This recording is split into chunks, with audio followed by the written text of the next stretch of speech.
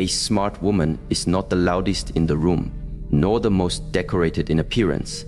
She is the one who knows where her silence begins and where her energy must not go. Most people mistake intelligence for information, but true wisdom is presence, the rare ability to observe one's emotions without becoming them. The question is not, what do I do to be smart? But what do I need to stop doing that drains my clarity? If you're new here, welcome to Self-Mastery, where we share timeless wisdom to help you protect your energy, elevate your mindset, and walk in purpose. Subscribe and turn on the notification bell so you never miss a message that speaks to your soul, strengthens your spirit, that could shift your entire path. This is where transformation begins. Most people move through life believing their reactions define them. But what if the strength of a woman isn't in how she reacts, but in how deliberately she pauses? In that space between stimulus and response lies the realm of power. And this is where a truly smart woman begins her transformation. Not with words, not with retaliation, not even with understanding, but with stillness. Emotional stillness is not silence for the sake of silence. It's not passivity, it's a skill. A cultivated awareness that recognizes when the heart wants to burst and the tongue wants to cut, but chooses to wait instead. This waiting is not about suppression. It is presence, the ability to witness the rise of the storm without letting it carry you away. In a world that constantly demands you to react, faster, louder, sharper, the ability to respond with precision rather than impulsiveness becomes an act of quiet revolution. Many women are taught to feel deeply, to care, to express, to connect, and rightly so. But without emotional stillness, those gifts become liabilities in moments of relational stress. Think of the woman who is constantly misunderstood in her relationship. Her partner says something careless or forgets a promise. Her body tightens, her mind spins. Her voice rises, not because she is wrong, but because she hasn't been taught that her power lies not in the volume of her words, but in the depth of her regulation. Science tells us that the brain has two primary modes when facing threat: the fast, instinctual amygdala-driven response, and the slower, wiser prefrontal cortex response. The first one makes you say things you regret. The second one helps you understand, reflect, and redirect. A smart woman trains herself to operate from the second mode, not because she fears confrontation, but because she values connection more than momentary control. A woman I once met had been married for 23 years. She said the secret wasn't compromise or shared hobbies, but emotional discipline.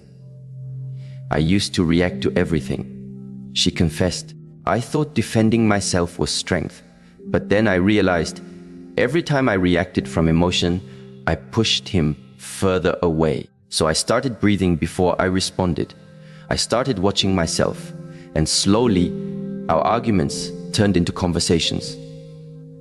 What changed wasn't her partner. It was her relationship with her own nervous system. The path to becoming a smart woman often passes through the valley of emotional reactivity. You must travel through the terrain of old wounds, ancestral patterns, inherited narratives. You must learn to recognize when you are triggered, not to shame yourself, but to offer yourself the space you were never given. The space to pause, to feel, to inquire, is this reaction mine, or is it an echo from the past? That moment of questioning is the gateway to transformation. There is an old story from the East about a monk who trained his mind for decades to remain undisturbed by praise or blame. One day, a furious villager insulted him in front of others. The monk stood still, silent and calm. When asked why he didn't respond, he replied, "If someone offers you a gift and you do not accept it, to whom does it belong?" This is emotional stillness. It is not about bottling your feelings. It is about no longer accepting every emotional invitation that comes your way. When you don't respond immediately, people may call you cold, but that's only because they're not used to your presence. They're used to your reactions. The more you learn to respond from inner stillness, the more you'll see who is really meant to walk with you. The ones who stay won't be those who provoke chaos, but those who appreciate your calm. Your silence will offend the noisy. Your peace will disturb the restless, but your power will remain untouched. In relationships, emotional stillness becomes the ground for real intimacy. When you stop over-explaining, defending, or reacting, you create space for the other person to reflect on their behavior. You hold a mirror, not a sword. Instead of escalating conflict, you become a container for clarity. And in that container, both of you are more likely to hear what's beneath the words. Often, what sounds like criticism is a cry for connection. What seems like withdrawal is fear in disguise. But without stillness, you'll miss these truths. You'll attack shadows and forget the wounds they came from. The smart woman does not let her emotions hijack her choices. She feels them fully, but she doesn't let them decide for her. She understands that reactivity is expensive. It costs relationships, self-respect, peace of mind. And so she invests in awareness. She breathes before she speaks. She pauses before she texts back. She chooses the long-term harmony over the short-term victory. And by doing so, she becomes the woman people can't easily provoke, manipulate, or confuse. But here's the deeper truth. Emotional stillness isn't just for others. It's a gift to yourself. It is how you stop burning your own house down when someone else throws a spark. It is how you protect your nervous system, your heart, your clarity.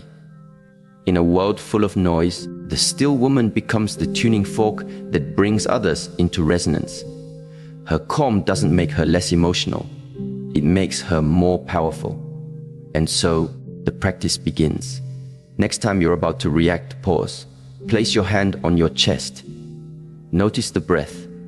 Feel the urge to respond rising like a wave, and watch it. Just watch it. When you do this, you interrupt the ancient habit of survival and initiate the sacred practice of self-mastery. You become less like a candle in the wind and more like a mountain under the sky. This is the foundation.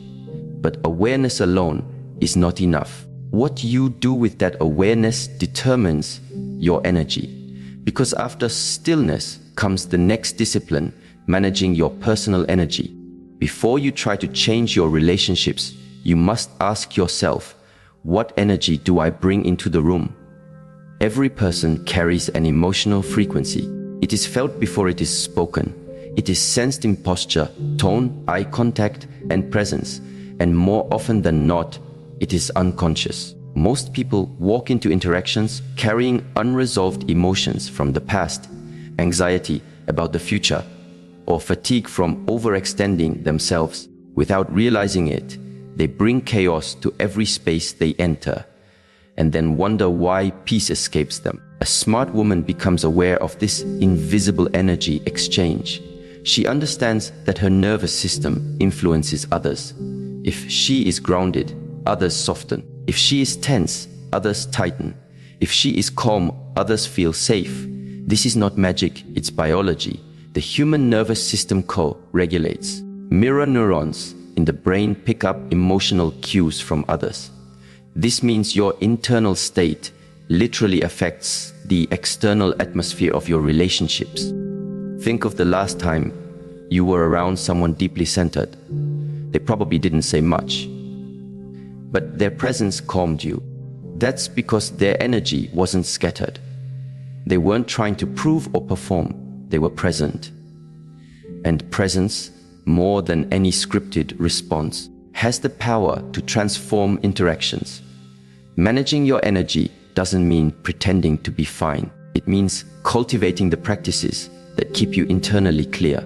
Sleep, nutrition, movement, stillness, boundaries. These are not luxuries. They are energetic foundations. When you neglect them, you leak energy. You become reactive. impatient, disconnected. But when you honor them, you walk into rooms with a regulated system. You listen without needing to interrupt. You express without overwhelming. You love without losing yourself. I once met a woman who had spent years trying to fix her relationship by controlling her partner. She read every book, attended every seminar, and yet the dynamic remained strained until one day, exhausted, she decided to focus only on her own energy. She started meditating each morning. She stopped rushing. She took breaks during arguments. She started sleeping earlier and listening more. Within months, the entire tone of her relationship changed, not because her partner became someone new, but because she did. This is what often surprises people. You don't always need to fix others. Sometimes, all it takes is cleaning the energy you bring into the relationship. Your partner's defensiveness might not be about them. It might be their nervous system responding to your unacknowledged tension. Your child's tantrum may not be the problem. It may be a mirror of your own unspoken stress. Your friend's distance may not be their issue. It may be their response to your scattered presence. Energy speaks, whether we realize it or not. The most magnetic women are not the most physically striking. They are the most energetically clean. They have nothing to prove, nothing to force. Their peace speaks before their mouth opens. Their presence invites rather than demands. And they cultivate this not by controlling others, but by managing themselves. There is an ancient principle. What you master within, you influence without. A woman who knows how to settle her own storms becomes a refuge for others. Her energy is not loud, but it is unmistakable. She walks into a room and people feel something they can't describe, something stable, steady, rare. That something is inner clarity, and clarity is magnetic. In a culture that teaches women to overextend, overachieve, and overcompensate, the smart woman does something radical. She manages her energy first. She says no without guilt. She rests without shame. She listens to her body. She grounds her mind. She honors her needs. And in doing so, she becomes the thermostat, not the thermometer, of her relationships. She sets the tone. This is not just spiritual, it's physiological. A regulated woman breathes differently. Her heart rate variability increases, a sign of emotional resilience. Her cortisol levels decrease. Her digestion improves. Her immune system strengthens. These are not small things. They are the physical foundation for emotional intelligence and relational harmony. When your energy is chaotic, even love becomes difficult. But when your energy is clean, even conflict becomes a doorway to intimacy. You stop blaming, start listening. You stop reacting, start responding. You stop needing, start choosing. The smart woman does not chase peace from others. She builds it within herself. And from that place, she relates, not out of fear, but out of fullness, not to escape loneliness, but to express her wholeness, not to find her worth, but to share her abundance. And so, before she speaks, she checks her energy. Before she responds, she returns to stillness. Before she decides, she returns to alignment. She is not perfect, but she is practiced, not flawless, but aware. And that awareness becomes her power. Her relationships shift, not by chance, but by choice, by the quiet, consistent choice to return to herself. There is a certain strength that only silence can reveal. And there is a kind of wisdom that does not announce itself through loud declarations, but whispers through restraint. Many believe that truth must always be spoken, that every thought must be expressed, that every disagreement must be addressed. But the smart woman understands that maturity is not in saying everything that is true. It is in knowing when truth will heal and when it will harm. It is in recognizing that timing is just as important as content, and that silence can sometimes carry more clarity than speech ever could. A woman once said, "I used to think that keeping quiet meant I was weak. Now I see that silence is my boundary when words are not respected. This shift in perception marks a turning point in emotional intelligence. Because the urge to speak is deeply wired, especially when emotions are involved. When someone hurts us or disrespects us or misinterprets us, our first instinct is to defend, to explain, to correct. But in many cases, speaking from that place does not bring peace. It creates noise. And that noise drowns the deeper message we were hoping to communicate. There are truths that are meant for you, not for others. There are insights that arise within but serve no purpose if forced upon those not ready to receive them. A smart woman does not stay silent because she is afraid. She stays silent because she is clear on her values, clear on her direction, clear on her energy. And from that clarity, she can discern what deserves a voice and what deserves release. Imagine a situation where your partner says something careless. Maybe it's a dismissive comment in public or a joke that cuts a little too deep. Your instinct is to correct them immediately to show that you will not tolerate disrespect. But pause. What if, in that moment, saying nothing is more powerful than trying to reclaim your dignity with words? What if your silence, your gaze, your calm withdrawal speaks volumes about your standards, and in doing so, invites reflection rather than resistance? Psychology teaches us that people become defensive when they feel attacked, even when they are in the wrong. But when they are met with presence instead of protest, they are more likely to reflect. Silence creates space.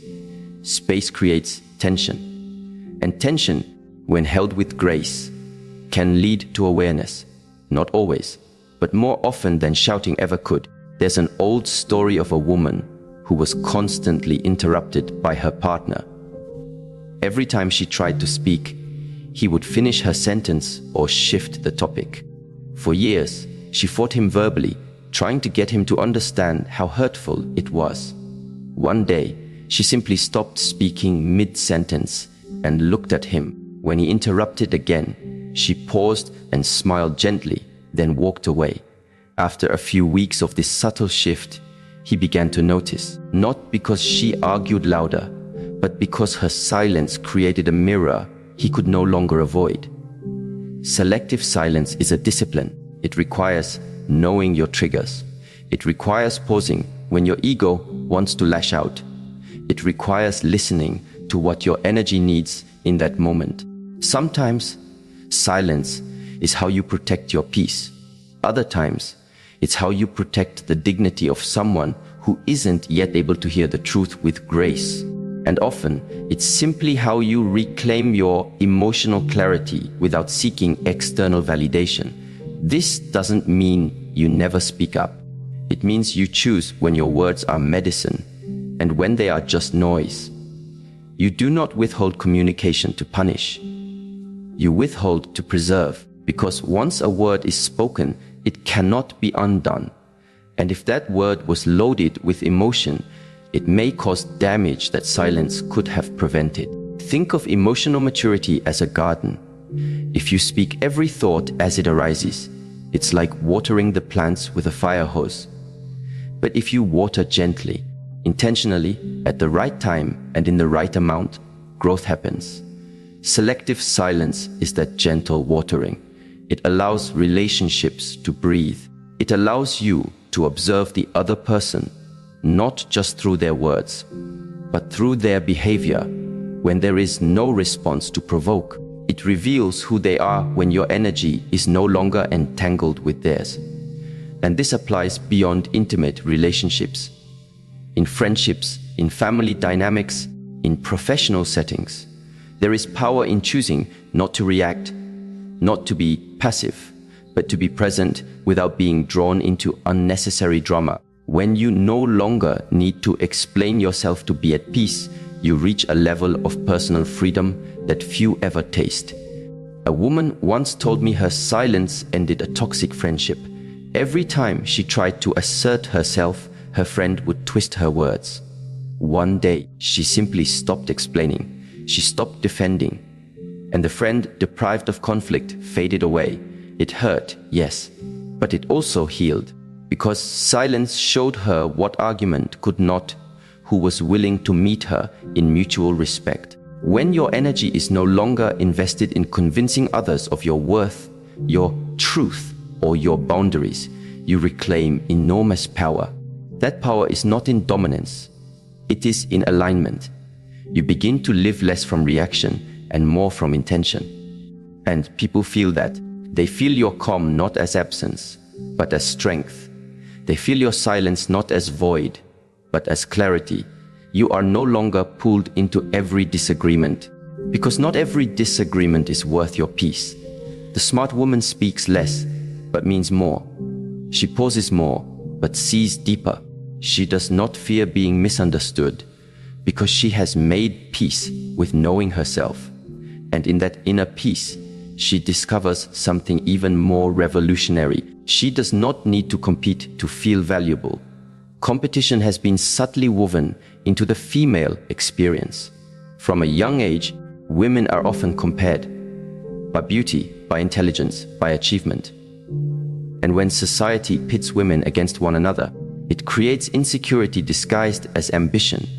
But what if the smartest woman is the one who no longer competes? What if her confidence does not come from being better than others, but from being fully aligned with herself? To compete is to constantly compare, and comparison is a thief of presence. When you are comparing yourself to another woman, her relationship, her appearance, her life, you disconnect from your own path.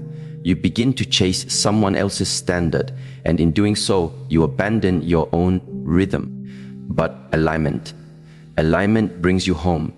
It allows you to walk beside others without needing to outshine them. It allows you to celebrate someone else's success without feeling like it subtracts from your own. A woman I worked with once told me how she used to feel threatened by her sister's success. Her sister had a perfect marriage, 2 children, and a house by the sea. Meanwhile, she was single, rebuilding her life after divorce. Every family gathering felt like a competition she was losing, until one day, she realized she wasn't in the same race.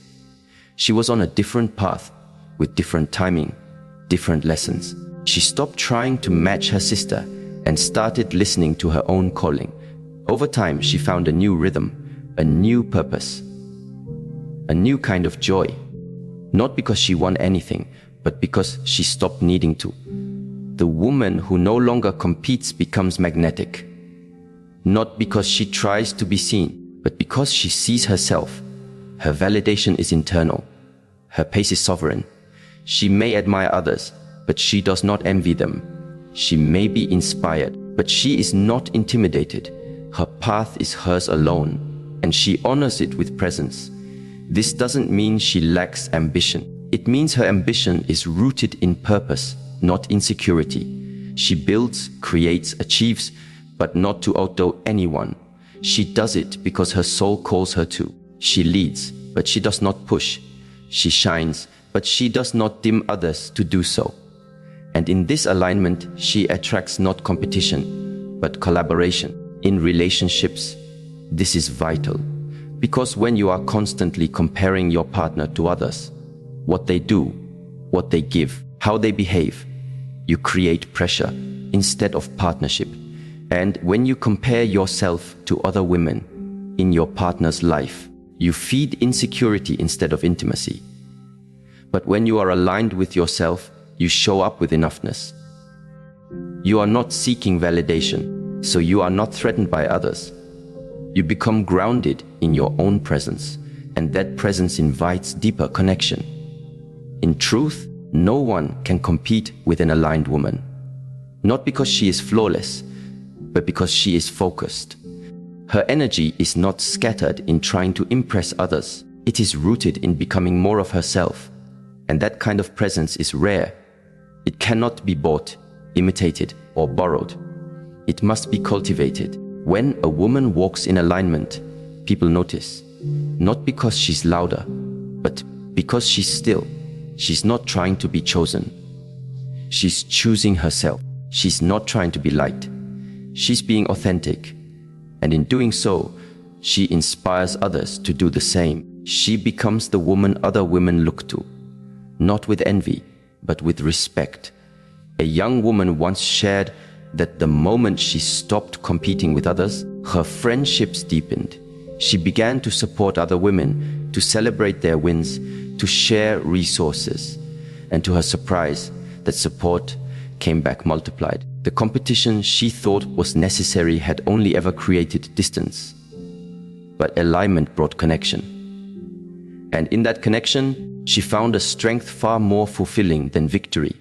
To align is to listen inward, to move from your own values, to trust your timing. It is not a passive state.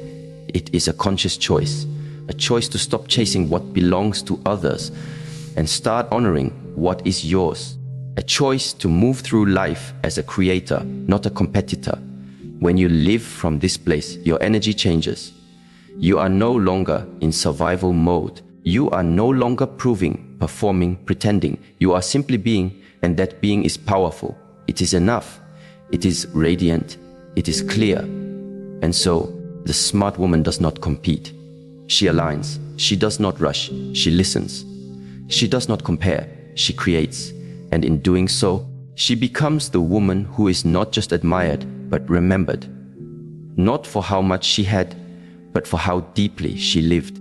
In a world that constantly invites women to decorate the outer image, it takes profound wisdom to turn inward and build the inner temple first. So many are taught from a young age that their worth is reflected in what can be seen. The softness of the face, the shape of the body, the clothes on the skin. But the deeper truth, known by few and lived by fewer, is that the radiance that truly attracts and sustains meaningful relationships does not begin with the mirror.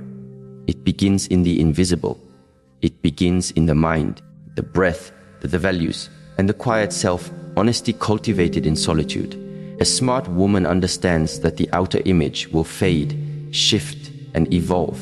But the inner essence, the energy she carries when she walks into a room, the depth in her silence, the steadiness in her gaze, those are not only lasting, but transformative.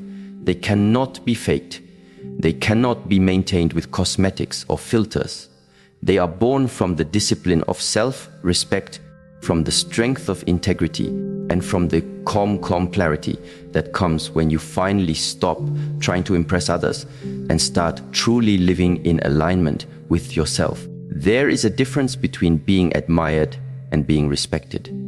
Admiration often comes quickly, based on appearance, charisma, or charm. But respect is built slowly, through presence, consistency, and the way someone holds themselves in difficult moments. A smart woman does not just want to be noticed. She wants to be remembered for her energy, her standards, her wisdom, and the way she made others feel more whole just by being herself. A woman I once listened to spoke of the years she spent exhausting herself trying to look perfect. Every morning, she would wake early to do her makeup, style her hair, and choose the right outfit. She was praised constantly. Men admired her. Women complimented her. But inside, she felt hollow, not because beauty is wrong, but because she was building the facade while the foundation was crumbling. She was unsure of who she was without the applause. She feared solitude because it exposed the emptiness she felt beneath the surface. Eventually, she began to shift. She started therapy. She learned to meditate. She started journaling, not about what she wore or who liked her, but about what she believed, what she feared, and what she truly wanted. Over time, she didn't become less beautiful. She became more powerful. Her voice softened. Her posture changed. She started attracting people who wanted to know her, not just look at her. The inner temple had been neglected for years, but once it was rebuilt, everything else began to make sense. There is a reason why relationships based only on attraction often fall apart. Physical attraction is powerful, but it is only the doorway. Once someone steps through, they look for something deeper. And if there is no depth, no emotional intelligence, no grounded sense of self, the connection begins to unravel. When a woman has spent all her time polishing the outside but neglecting the inside, she may draw attention, but not intimacy. She may receive compliments, but not commitment. Because love, real love, does not settle in the shallow. It settles in the still, in the steady, in the unseen chambers of the inner world. To build the inner temple is to ask yourself hard questions. Who am I when no one is watching? What do I stand for when it costs me something? What kind of energy do I leave behind when I walk out of a room? What wounds am I still carrying that color the way I see others? These questions are not meant to create shame. They are meant to shine light. They are meant to guide you inward, where the real architecture of your life is formed. Physiology supports this. The nervous system remembers everything.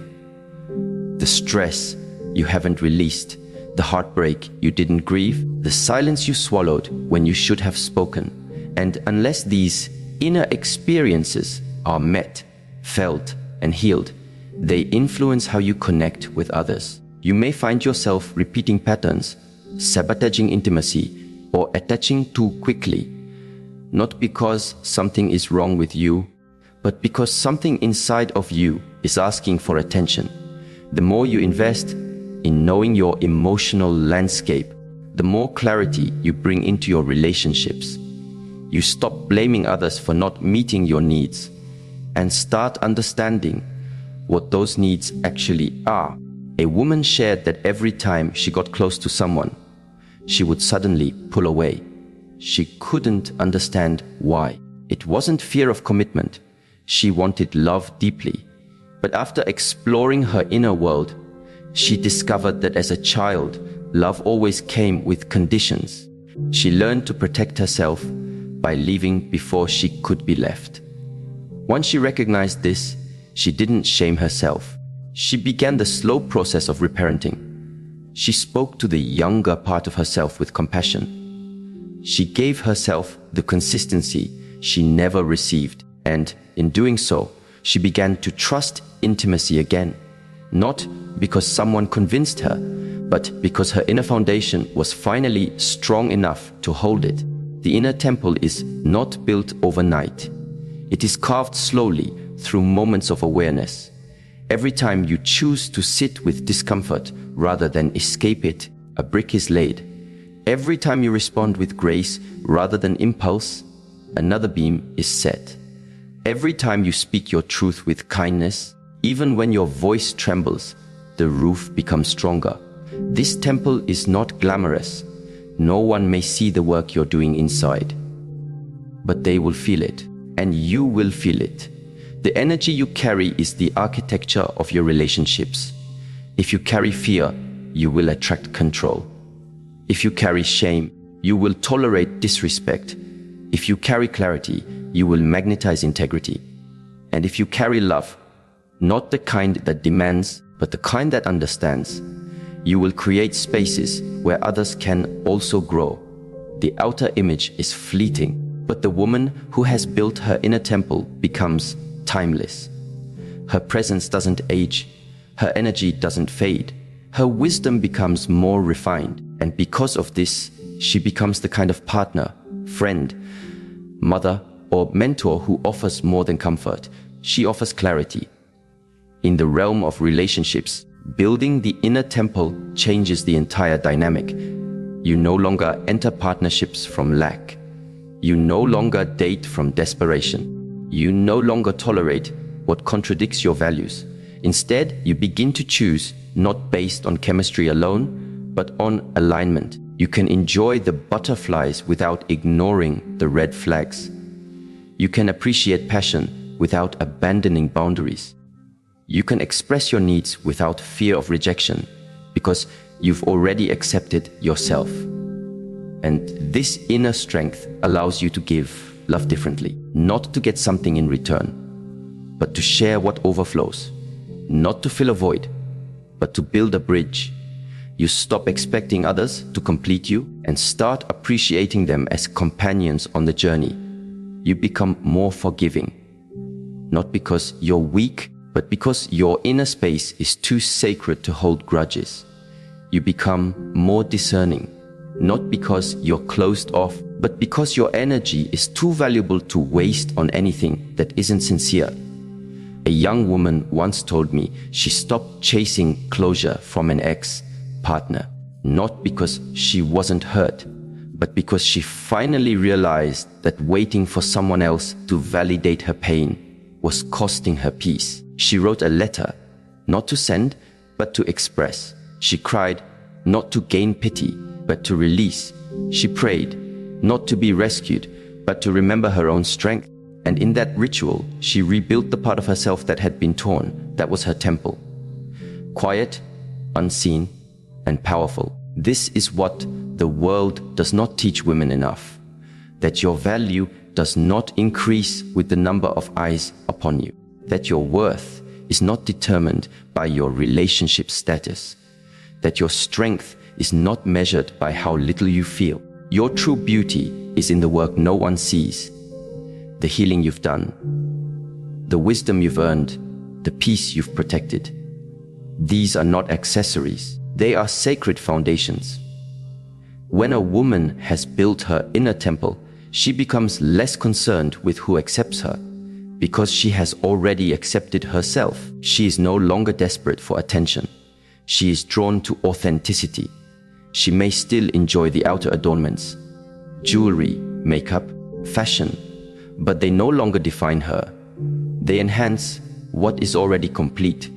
And anyone who enters her life is not coming to complete her story, but to contribute to it. In intimate partnerships, this changes everything. The woman with an inner temple is not interested in games. She values communication over confusion. She expresses boundaries early, not as a test, but as a reflection of self-respect. She doesn't wait for a crisis to speak up. She doesn't confuse drama for passion. And she doesn't lose herself to please someone else. Her foundation is too sacred to be shaken by temporary affection. That doesn't mean she doesn't love deeply. On the contrary, she loves fully, but from wholeness. She allows love to grow slowly. She is willing to be misunderstood if it means remaining true to herself. She invites growth in others not by demanding it, but by embodying it. Her partner doesn't feel manipulated. He feels challenged, inspired, held, because she brings her full self to the connection, not a mask, not a role, but the real presence of a woman who has done her inner work. And yet, this is not an arrival point. The temple is never complete. There are always new rooms to explore, old walls to rebuild, windows to open. The process of self-mastery is lifelong, but each moment of inner clarity becomes a lantern. Each act of self-respect becomes a doorway. Each breath taken in stillness becomes a roof beam strong enough to hold even the heaviest emotion. Building your inner temple is the quiet revolution that turns relationships from dependency into devotion, from confusion into clarity, from chaos into rhythm. It is the sacred labor that allows you to stop chasing love and start becoming love. Not the soft, sentimental kind, but the fierce, grounded, expansive kind that transforms every space it touches. And the world needs more women who carry this kind of energy, not more performers, not more perfect facades, but more women who are deeply rooted, fiercely present, and unapologetically aligned with their truth. Because those women don't just find love, they elevate it. They don't just build homes, they build sanctuaries, not just for others, but first and always for themselves. Letting go is not about loss, it is about wisdom. The kind of wisdom that knows when something has served its purpose, when someone has revealed their truth, when an attachment has become an anchor.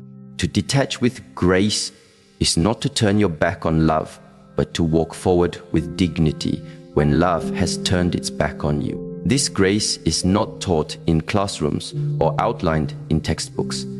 It is learned through the intimate heartbreak of expectations unmet, through the heavy silence after explanations go unheard, and through the quiet strength it takes to walk away without anger when your soul already knows the answer. Too often, women are praised for how long they can endure, for how much they can forgive, for how deeply they can give until there is nothing left. But the smart woman knows that there comes a point when staying is no longer strength, it is self-betrayal. And while many may applaud your ability to tolerate pain, it is your ability to release it that will ultimately heal you. Detaching with grace does not mean you feel nothing. On the contrary, it means you feel everything, but choose not to be ruled by it. You allow the emotions to pass through, but you do not let them shape your decisions. You recognize when your nervous system is screaming for validation and attention. But instead of feeding the chaos, you breathe into stillness. You make space for grief, for confusion, for the ache of unspoken goodbyes. But you do not let those feelings dictate your worth. You begin to understand that sometimes the most loving thing you can do for yourself and for others is to step back. A woman once shared her story of being in a relationship where she was constantly chasing reassurance. She would bend, accommodate, apologize, even for things that were not hers to own. The emotional highs were intoxicating, but the lows were devastating. She knew she wasn't being respected, but she clung to the potential of who he could become. She thought if she just loved harder, waited longer, gave more, he would finally see her value. But years passed, and the same patterns repeated. One day, she woke up exhausted, not just physically, but spiritually. She realized she was in love with a version of the relationship that only existed in her imagination. And so, without drama, without revenge, she left. She said it was the most painful and the most peaceful decision she had ever made. What she learned is this: you cannot negotiate with someone's capacity. You cannot force understanding where it is not wanted. You cannot teach presence to someone who is not willing to be still. And you cannot become your highest self while clinging to a connection that keeps pulling you downward. Sometimes, letting go is not the end. It is the beginning of self-respect. The physiology of attachment is powerful. The body becomes addicted to the emotional roller coaster. The nervous system begins to associate intensity with connection. You find yourself missing someone who hurt you, craving a dynamic that brought more pain than peace. This is not because you are weak. It is because your body has learned to equate chaos with attention. Breaking this pattern requires conscious effort. It requires facing the discomfort that comes with silence, the void that follows the withdrawal of emotional stimulation. But if you can sit in that void without rushing to fill it, you begin to rewire your nervous system for stability rather than survival. This kind of inner work is invisible. No one applauds you for the nights you cried yourself to sleep and still got up to care for your responsibilities. No one sees the courage it takes to not text back, not check their social media, not reopen a door that only leads to confusion. But these moments build your strength. They create the emotional muscle that allows you to stand rooted, even when your heart feels unsteady. Detaching with grace is not about being cold. It is about being clear. You can wish someone well and still walk away. You can feel the sadness of what could have been and still choose peace over potential. You can love someone and still acknowledge that love alone is not enough. Because love without safety, without mutual respect, without shared values, becomes a burden, not a blessing. There's an old saying, when someone shows you who they are, believe them the first time. But the truth is, most people see the signs early on. They just hope that love will be enough to change the outcome. The smart woman begins to see these signs not as personal failures, but as invitations to remember her own standards. She does not wait for the pain to become unbearable. She does not need repeated disrespect to justify her departure. One moment of misalignment, when truly felt, is often enough. A woman who detaches with grace does not slam doors. She closes them gently, with a prayer in her heart. She doesn't engage in revenge because she knows that her energy is sacred and not to be wasted on bitterness. She does not need to prove anything. She has learned that sometimes the most powerful statement is her absence. And in that absence, something shifts, not just for the other person, but for herself. She reclaims her power, her clarity, her future. In relationships, this grace transforms everything. You stop trying to force intimacy. You stop begging for consistency. You begin to understand that your job is not to convince someone of your worth, but to embody it so fully that you naturally repel anything that does not resonate. Your energy becomes refined. You become more selective, not from fear, but from awareness. You do not harden your heart, you soften it inward. You offer yourself the love you were hoping to receive, and in doing so, you become the very thing you were searching for. A woman told me that after leaving a deeply codependent relationship, she spent a year in solitude. At first, she felt lost. She had built her identity around being needed. But as the months passed, she started to find joy in small things. Morning walks, cooking meals for herself, journaling by candlelight. She began to hear her own voice again, the one that had been drowned out by the noise of trying to fix someone else. By the end of that year, she said she didn't just feel free. She felt whole. Wholeness is the gift of graceful detachment. Not because everything makes sense, but because you stop outsourcing your sense of self to anyone else's behavior. You stop waiting for closure because you realize closure is not something they give you. It is something you choose. You stop fantasizing about their potential because you're too focused on building your own. You begin to see that love is not measured by how long you stay, but by how true you remain to yourself while loving. Sometimes love stays, sometimes love releases. Both can be sacred. This principle applies not only to romantic relationships, but also to friendships, family dynamics, and even professional environments. There are people in your life whose presence once felt like light, but now feels like a shadow. There are connections that served your growth once, but now ask you to shrink to maintain them. Letting go of these relationships does not mean you do not care. It means you care enough about yourself to protect your peace. Graceful detachment is not about isolation. It is about alignment. It is about releasing what is not meant for you so you can create space for what is. It is about trusting that you do not need to cling, chase, or control. What is meant for you will arrive with ease, not without effort, but without suffering. And until it arrives, you remain rooted in your own becoming. There is a kind of power that cannot be explained, only experienced. It is the power of a woman who walks away with grace, who does not try to explain herself to those committed to misunderstanding her, who does not need to argue, justify, or perform. She simply chooses peace and lets her life speak for itself. That kind of power cannot be taken. It is earned through self-awareness, through discernment, through the sacred discipline of letting go. A man once shared how he watched the woman he loved walk away from him. Not in anger, but in quiet strength. He said it wasn't her words that haunted him. It was her silence.